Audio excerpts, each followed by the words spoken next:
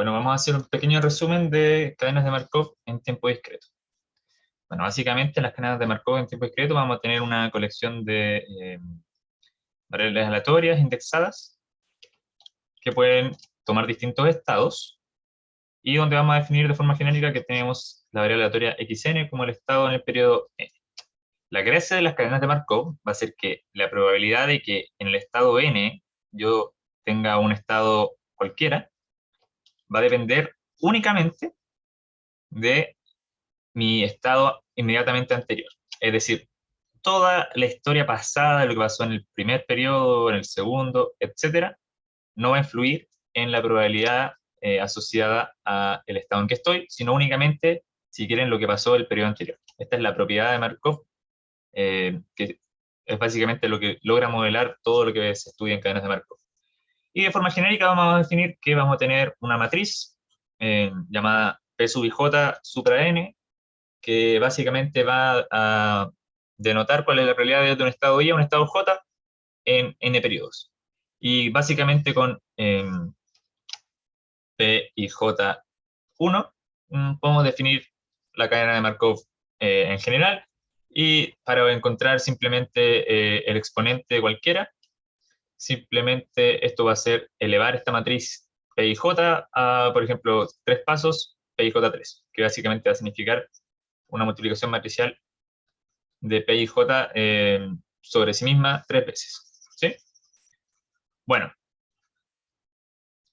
luego tenemos algunas definiciones de estados que son lo que modelan esta cadena.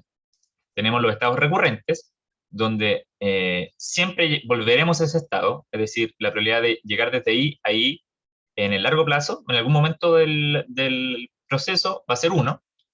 Y tenemos un estado transiente donde la probabilidad de llegar desde I a I nuevamente va a ser menor a 1. Es decir, en el largo plazo eventualmente voy a abandonar ese estado. Y bueno, acá tenemos que si I y J están comunicados, esto significa que son de la misma clase. ¿Sí? Y esta notación de acá significa que los estados están conectados. En el fondo, si puedo llegar de I a J y de J a I.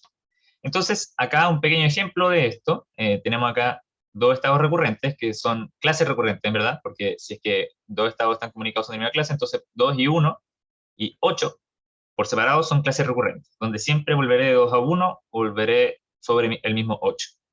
Y acá tenemos otras clases que son transientes, como 3, 4 y 5, 7 y 6, ya que yo siempre eventualmente, por ejemplo, si es que yo estoy en 7, bueno, en algún momento me iré a 6, volveré a 7, de nuevo me iré a 6, de nuevo me iré a 7, pero en algún momento abandonaré y me iré hacia 8, y por lo tanto es un estado transiente.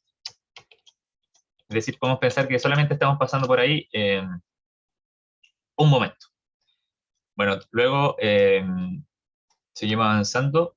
Esto es importante ya que en general cuando tenemos clases recurrentes sabemos que siempre vamos a estar dentro de esa clase y podemos estudiar eso. Esa clase tiene algunas propiedades que nos van a servir más adelante.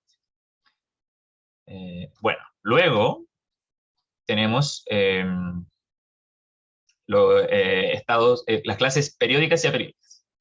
Entonces, una clase periódica va a ser que tiene un periodo, y en el fondo simplemente tenemos que ver que el máximo común divisor, dado que la probabilidad en el fondo de que mi estado en el periodo n es igual a i, dado que en el periodo 0 fue igual a i, es mayor a 0. Es decir, que efectivamente pueda volver al estado. Es decir, que si la probabilidad es mayor a 0, eso significa que existe la probabilidad de que en n periodos vuelva a estar en el mismo estado. Y acá hay un ejemplo muy sencillo, donde tenemos una cadena periódica, ya que acá hay un pequeño problema con el OneNote. En el fondo nos dice que, bueno, si es que yo parto acá en el estado, en este de acá, yo sé que en 3 periodos, 1, 2, 3, siempre estaré volviendo a ese estado. Y no puedo volver en 2 ni en 1, siempre va a ser en 3. Y esta es una cadena periódica porque, es decir, no hay un periodo fijo en que sé cuántas transiciones son necesarias para volver. Por ejemplo, yo estoy en el estado, si esto fuera 1, 2 y 3, bueno, yo puedo pasar entre 1 y 2 varias veces, y eso en el fondo va a hacer que no haya un patrón claro en el que voy a volver a 3. Entonces vamos a tener una cadena aperiódica. Que en el fondo lo que nos va a decir es que las probabilidades en el largo plazo van a terminar no dependiendo de la cantidad de tiempo que haya pasado. A diferencia del caso periódico, donde, por ejemplo, si han pasado, no sé, en este caso, yo parto en el estado, pongámosle numerito, yo parto en el estado 1, yo sé que, por ejemplo, si han pasado 27 periodos, como es múltiplo de 3, voy a volver al estado 1 con probabilidad 1. Y hay una dependencia entre la cantidad de periodos que han pasado y el estado en el que esté. ¿Sí?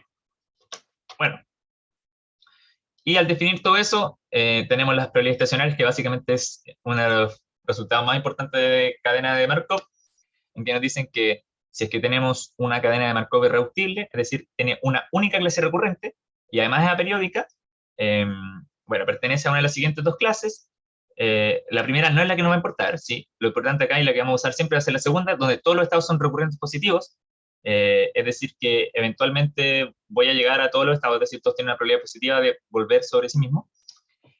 Y vamos a tomar este límite, que simplemente va a ser el límite de cuando estas transiciones de I a J elevado a n tienden a infinito, este largo plazo. Eso en el fondo nos va a decir cuál va a ser la fracción o la vector de probabilidad estacionaria asociado a cada estado. Y esto también se puede obtener, no es necesario usar este límite, simplemente pueden resolver este sistema de ecuaciones. Definimos un vector arbitrario pi, donde pi es una componente asociada por cada estado, multiplicamos pi por la matriz de transición, y además hacemos que la suma de las componentes sea igual a 1. Y esto, bueno, acá queremos que estas probabilidades sean positivas, obviamente, y estos términos en el fondo nos van a dar dos interpretaciones. Va a ser la fracción del tiempo en el largo plazo que estoy en el estado y, es decir, por ejemplo, si yo tengo 4 estados, ¿ya? Imaginemos que tenemos 4 estados y yo tengo pi sub 2, básicamente esto me dice, no sé, si pi sub 2 es igual a 0,3, un 30% del tiempo en el largo plazo voy a estar en el estado 2. Y la otra interpretación va a ser que en el largo plazo, por ejemplo, pasó un año desde que se dejó correr esta cadena, hay un 30% de probabilidades de que si yo detengo el tiempo y veo dónde estoy parado, eso sea en el estado 2. Y bueno, estas probabilidades estacionarias eventualmente son usadas para resolver distintos problemas de ingeniería, donde queremos ver, por ejemplo, el tiempo que pasa la gente en una cola, cuántas veces, cuál es la probabilidad de que haya 3 personas en una cola, por ejemplo, ahí lo van a ver más adelante, o se pueden modelar cosas con clima o distintos eventos de nuestra vida cotidiana o vida profesional. Y con esto básicamente es lo principal que necesitan saber para cadenas de Markov, y a continuación pueden resolver distintos ejercicios para ir mejorando los desarrollos asociados. Entonces, ahora vamos a dejar de grabar.